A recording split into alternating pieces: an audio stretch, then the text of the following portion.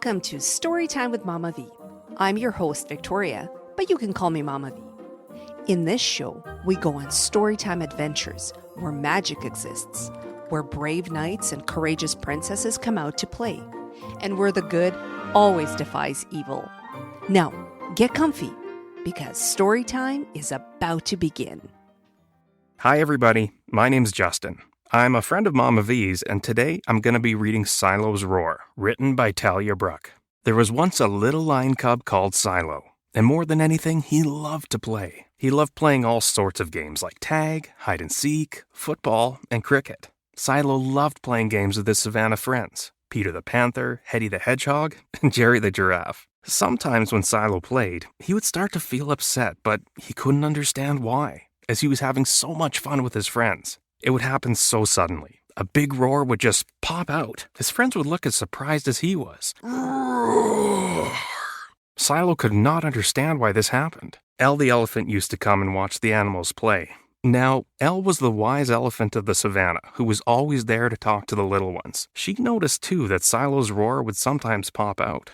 One day, Elle decided that she would talk to Silo about his roar. Together, they sat on the field in the hot sun under the big baobab tree. Elle started off. Silo, as a young cub, it is very important that you have your roar. Your roar helps you in lots of ways. Like if there's danger, your roar would let others know. Or if you were hurt or scared or upset, your roar would let others hear and help.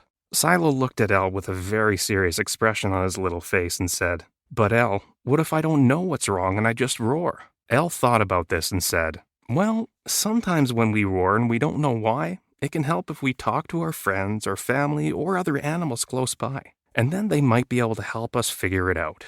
Elle carried on further. "Silo, we also sometimes roar if we're really worried about something, like maybe getting something wrong." Silo nodded and said, "Sometimes, Elle, I do worry that I might get things wrong in the game." Said Elle. "That's a tricky one. Silo, what do you think would happen if you got something wrong?" Silo thought for a moment, and then, as if a dam burst, he started reeling off all the worries he had about getting things wrong, like being out of the game or his friends laughing at him. Elle and Silo carried on talking about all the worries he had.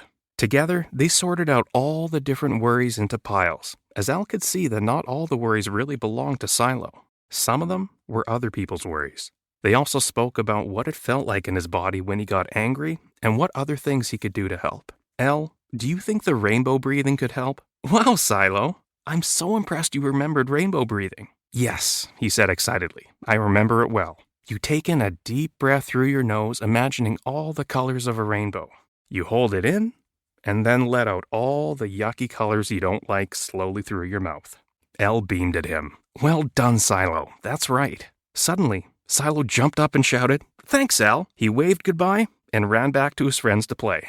The following day dawned warm and bright. Silo and his friends were playing cricket, and it was his turn to bat. Suddenly, the ball whizzed past his head and hit the stumps. He was out. Before anyone could react, Silo let out a humongous roar, surprising everyone, including himself. Silo looked around in shock. Seeing Elle, he quickly ran over to her. "Silo," she said, "I think you roared because you were disappointed that you got bowled out and you wouldn't be able to bat the rest of the game." Silo looked surprised and nodded. Elle gave him a big hug and said, "It's okay to be disappointed. Things don't always go the way we want them to, and that's okay."